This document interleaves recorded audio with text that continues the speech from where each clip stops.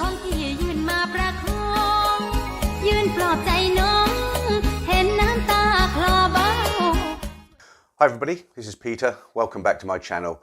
Okay, so before I get into today's video, I just wanted to take a minute to explain something to you. I've had a few comments, a few messages sent to me, whereupon people have said to me, look, what's happened to these relationship videos? You know, I was putting out a relationship video every week. I've kind of, if you're a regular viewer, I don't know if you've noticed, I've kind of changed tactics as far as the videos I'm putting out, because I had previously received quite a few messages saying, look, you know, these relationship videos, I used to call them love stories, that you're putting out, they all end in the same way. They're a bit negative and they kind of turn me off the channel a bit. So obviously, you know, anybody who's got a YouTube channel, the whole idea of it is to gain more subscribers, to become more popular, not lose subscribers. And it's very, very difficult sometimes. You're trying to cater for everybody and you're listening to people's feedback and you're trying to, as I say, keep everybody happy. So back then when I got those messages saying, you know, they all end in the same way, I kind of thought, well, I'll lay off them for a while, but it's gone the other way now. So I've had to think about it. You know, I've introduced the news roundup every Wednesday. I'll keep that. And I think what I'll do for the Saturday's videos, I will vary it, continue to vary it, but I will reintroduce some relationship videos. I've stated this before. The reason they come across as negative is because they are, you know, they just don't work out most of the time. They're guys who go into go-go bars. They'll pay the bar fine to take a lady out, spend the evening with her, you know, enjoy her company, because they are good company. They're nice girls, you know, they're good fun. And what will happen, he'll go back a second and a third night, and before he knows it, it's too late. He's been sucked into a kind of relationship being developed, and because of what the girl's doing for a living, obviously that isn't a good foundation to start a relationship on. So most of the time it kind of goes haywire, it goes in a negative way. And the stories that I'm sharing with you, they're all real stories, and unfortunately that's how the majority of them end. So as I said last week, I could change the endings to them and, you know, say they ran off into the sunset and they all lived happily ever after, but I'd be lying, and I don't want to do that. The videos are what they are. And that's all I want to say about that, really. So if you're one of those guys who's written to me recently and said, hey, where are these relationship videos?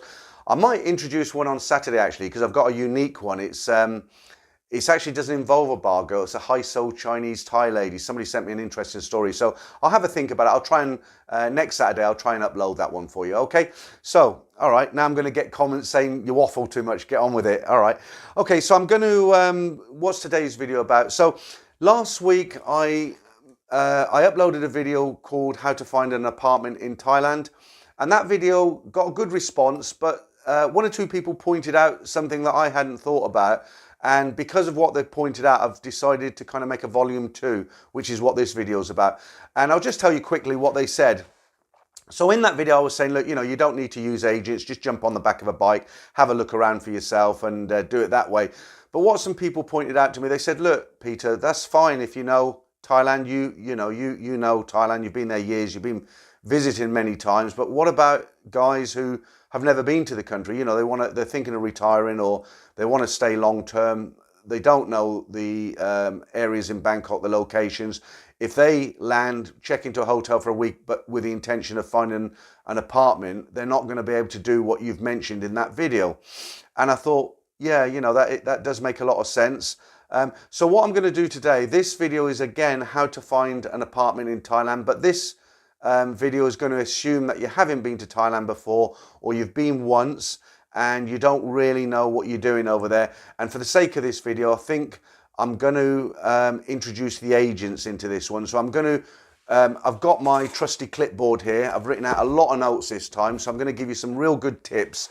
And a lot of these tips, what they'll refer to, they're actually not just for Thailand. They'd make sense if you were looking for an apartment anywhere, but these tips will give you something to think about. I mean, if you are sort of heading out there, you can rewind this video and write these tips down. So again, I'm going to assume that you haven't been there, and when you get there, you're going to use an agent. The only other thing I'd like to say before I begin the video is on the last video, I kept referring to the MRT. I kept saying, you know, your apartment should be close to an MRT station. I don't know why. It's a BTS The BTS is what I meant to say, you know, the overhead SkyTrain, the MRT, Mass Rapid Transportation System, that's actually the underground system. It was just a slip of the tongue which kept on going on and on. Okay, so that's what I meant. Okay, so let's begin this video. Sorry it's a real long intro, but I wanted to, you know, explain everything to you there. Okay, so right, so you've gone to Thailand, you're staying in a hotel, you've decided, right, I want to find an apartment, and you're going to go to an agent to use an agent. So what do you need to ask the agent, explain to the agent? What do you need to do? So let me go through these points, and these are good points, and these will give you something to think about, right? So number one, decide if you want to be in the heart of the city or in a quiet neighborhood. Now, obviously that refers to Bangkok or any major town, Chiang Mai, Khon Kaen, you know, cities basically. And so what you'll need to do, you'll need to decide, do you want to be really in the heart of things, or do you want to live on the outskirts where it's a little bit cheaper? So that's what you'd ask the agent. Number two, so do you want to be in a sort of expat community, or do you want to live like the Thais do, alongside the Thais? Obviously, living alongside Thais in a Thai neighborhood, it will be cheaper, but then obviously your conversations are going to be limited if you don't speak Thai, and there won't be so many sort of Western style shops around that area. Number three, do you want to live very, very cheaply? Are you on a very limited budget, or do you want to live luxury? A quite high standard? Because the thing is, especially in Bangkok, when you rent apartments, you can get, you know, a small kind of room for as little as sort of 7, 8. It's hard nowadays, but 7,000-8,000 baht. If you go out of town a little bit, you can pay 100,000 plus for some of the apartments that line the streets along Sukhumvit. So that's something you need to think about. Do you want the apartment to be furnished, or have you got your own furniture? One thing I will say on this, a lot of the time it's just not worth bringing your own furniture, because it is cheap to buy this stuff in Thailand. And when you calculate the cost of shipping it over and the hassle factor of getting it through customs, a lot of the time it's probably easier to just, you know, take your personal effects where you can buy your white goods, sofas, things like that. Just buy them when you get there.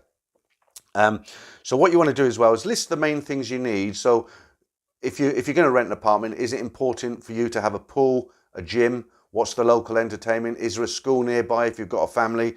BTS, we've already mentioned that. Whereabouts is that? Are there any 7-Elevens close by? 7-Elevens, obviously convenient shops. You can pick up all your bits and pieces from there. Very important. And then while you're dealing with the agent, some questions you need to ask them. You need to ask them is, which areas would they suggest would be a good area for you to live in? What's the traffic like? Because obviously you won't know. What is the local shopping like? What options do you have? Are there big supermarkets, or is it just small Thai mum and pop shops? You know, you'll have to find out about that. Again, if you're a family man, if you've got a wife and children, what are the local schools? How far away are they? Are they international? Are they local? Are there traffic jams during the school run times? I mean, in Bangkok, obviously being a major city, like any major city, there are always traffic jams, but are they particularly worse going to the school that your child will go to? A lot of the condos will have now what they're doing, because competition is quite tough in Bangkok, a lot of the condos, they have a free shuttle service from the apartment building to the BTS station. Typically what they'll do is every 30 minutes the bus will be there, you can jump on board, it will drop you at the stairs to the overhead train station, and when you come back, if you wait there, you won't have longer than half an hour to wait. So that's quite a convenient service. And the hotel that I stay in when I'm in Bangkok, I stay on Sukhumvit Soi 4, right at the opposite end to Nana. It's called the Nana Thai Mansion. I made a video about it.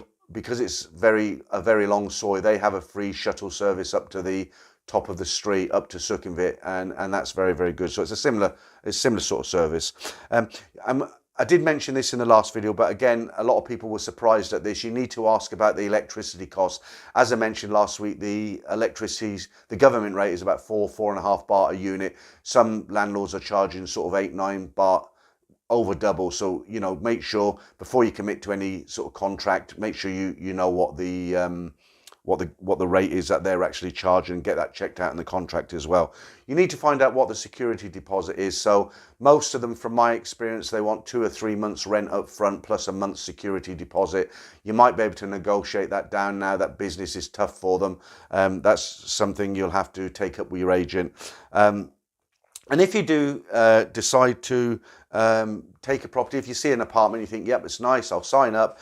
What you want to do before you move in with the agent, maybe, just go around and take your own photographs of any scratches, damage on the walls, tiles lifting, anything like that. And that way, you know, it's notoriously hard to get your deposit back in Thailand.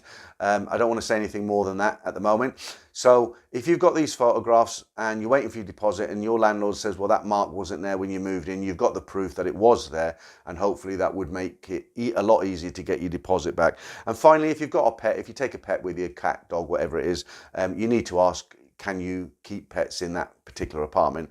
Okay, so that's a roundup of the volume 2, as it were, of how to find an apartment. So finally, what I'd say is I would like some more feedback on these relationship videos. If you're one of those guys who gets depressed watching them and you just don't want to hear them, let me know.